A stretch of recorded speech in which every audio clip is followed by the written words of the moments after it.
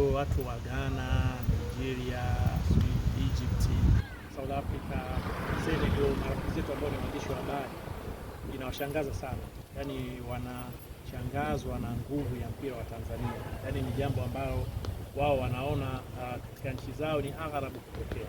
Na hata mfano wa Kenya ambao ni majirani zetu wanasema angalia Tanzania wanachofanya, kwamba sisi hatuwezi kufanya kwa timu zetu, tunafanya kwa timu za nje. Ingekuwa Arsenal tutafanya Manchester United na nyinginezo, lakini kwa wenzetu unaona wanafanya hivyo kwa timu za nyumbani. Ile ni utambulisho wa nguvu wa timu zetu, na nikuhakikishie kuna watu wengi sana wakupata nafasi ya kwenda kwenye haya maparedi including na Yanga, Simba ambao tunaona mpaka watu wengi, lakini bado kuna watu hawakupata nafasi kutokana na majukumu na sababu mbalimbali. Na hiyo nguvu inakuja kuonyesha kwamba klabu zetu zina vitu vingi ambavyo hawana watu wengi, kwa maana ya klabu za nchi za jirani au za Afrika, kitu ambacho sasa mimi nataka ndio nikizungumzia. Unapoona Simba leo wamerudi kuchukua kombe la Muungano na kombe la CRDB, halafu wakafanya paredi kama ile, Yanga siku moja kwa kufanya paredi yao nyingine ya kombe la ligi kuu, na idadi unapata ya watu kiasi kile, na nakwambia kwa wengine hawapata nafasi. Hii ni ile picha na message kwa viongozi wanazoziongoza hizo klabu, kwamba hizi klabu sio zao, hizi klabu sio mali yao, hizi klabu ni za watu. Hizi klabu zina watu na zinabeba mioyo ya watu, kama ambavyo nimekuwa nikisema siku zote. Kwa hiyo tunapaswa kuzithamini, tunapaswa kuzionyesha au kuzipa kile kinachostahili. Ukipata nafasi ya kuiongoza Simba au Yanga, fanya kazi yako vizuri, naonyesha uwezo wako wa uongozi kwa faida ya Simba na wanasimba, kwa faida ya Yanga na wanayanga. Usifanye kwa faida yako wewe kama kiongozi au kampuni unayoitumikia. Ni jambo la msingi sana kulifikiria, na hizi paredi tunapokuwa tunaziona basi zitumike kama message kwa viongozi, lakini message hizo pia ziende kwa viongozi TFF ambao wanaongoza mpira, viongozi bodi ya ligi, lakini iende kwa waamuzi, kwamba unapofikia kama mwamuzi ukapendelea au ukafanya madudu kwa maksudi against Simba, Yanga, lakini na timu nyingine ambazo kama zina watu wachache, unaumiza watu wengi sana, unawanyima haki watu wengi sana. Sisemi maana yake Simba na Yanga zipendelewe, lakini nasisitiza zisionewe na zenyewe zipendelewe kwa watu wengine, sababu mpira ni mchezo wa hadharani.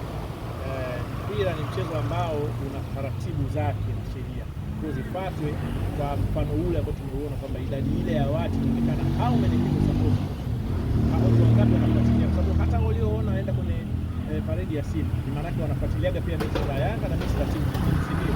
Hao nao waona walikuwa kwenye mechi paredi ya Yanga wanafuatilia mechi za Simba na mechi za timu nyingine. Kwa hiyo hao wote huo wanakuona wewe kipitia kwa unafanya mambo ambayo sio.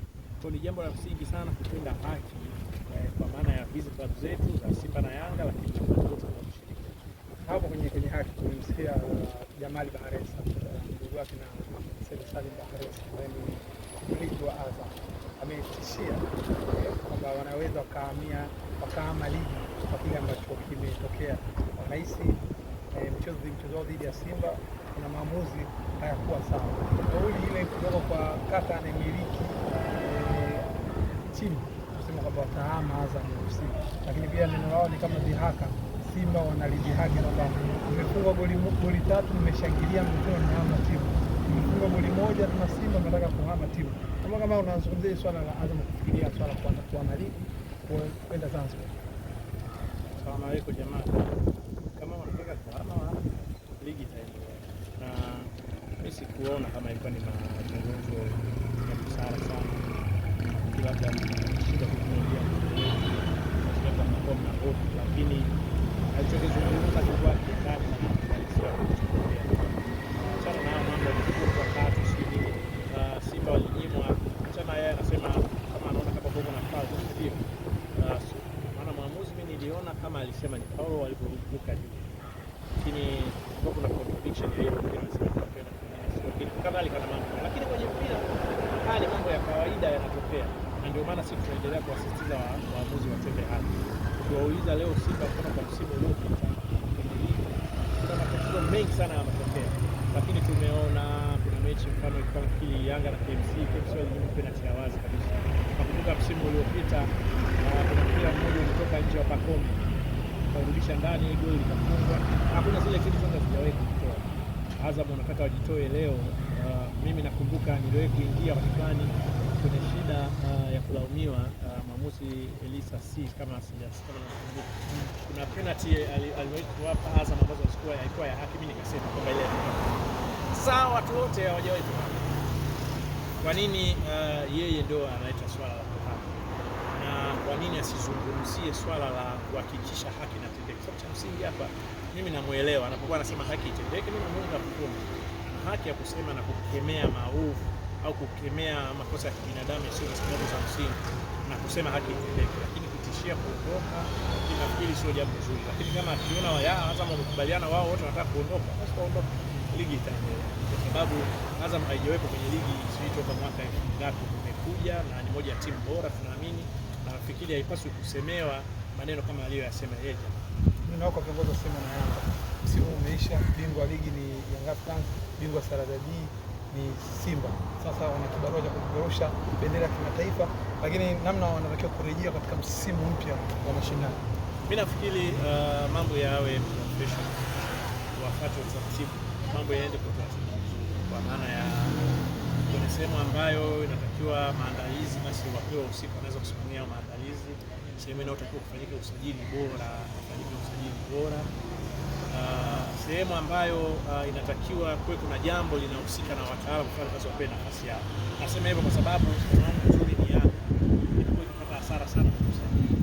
Na mimi nikuhakikishie hii hasara haiwezi kuwa inalipwa na rais au makamu wa rais wa timu au CEO wa timu. Hii lazima itakuwa inalipwa na klabu. Klabu inapokuwa inapata hasara kwa sababu ya uzembe wa watu fulani, nafikiri sio jambo zuri. Kwa hiyo viongozi, sijui rais nani, waachane mambo ya usajili. Usajili uachiwe kwa watu wahusika, ma president na nani ambao wako kwenye administration wanaweza kufanya confirmation, lakini watu ambao wanafanya kazi hizo kwa maana ya wahusika wa kuamua vipaji, kuamua watu sahihi wa kutumikia Yanga, including benchi la ufundi likiongozwa na kocha, wanaweza kuwa watu wazuri wa kuishauri Yanga au Simba upande wake kufanya usajili hiyo bora kuliko kusajili rundo la wachezaji kwa fedha nyingi, alafu baada ya muda mnawaacha wote tena, maana wote wale wanatakiwa kulipa. Na ukiangalia hata Yanga imekuwa na madeni mengi sana, kila siku inafungiwa usajili na karibu kila msimu, ikiepuka ni msimu mmoja. Sasa haya mambo nafikiri yatakuwa yabadilike na yarudi kwenye taratibu ndogo sahihi, lakini kwenye maandalizi ya clubs tunatakiwa, kwa sababu tukumbuke clubs zetu hizi sasa tunakwenda kushiriki Champions League, tunakwenda kushiriki kombe la shirikisho, bado tuna zile nafasi mbili kila upande. Simba na Yanga ni Champions League na Singida wanarudi tena kwa mara ya pili. Msimu uliopita Singida Azam nafikiri walimove kidogo, si ndio? Kwa lazima maintain ile nafasi yao, lakini Simba na Yanga wajivute kutoka walipokuwa, kupiga hatua zaidi, kwa sababu tukumbuke kulikuwa na msimu mbaya wa Champions League uliopita, na hii inatupokonya zile point. Ukiangalia Simba kwenye top 10 wameporomoka, Yanga wako chini kabisa. Kwa ni vizuri kukusanya points ili waweze kupanda juu zaidi. Hii itakuja kwa ajili ya maandalizi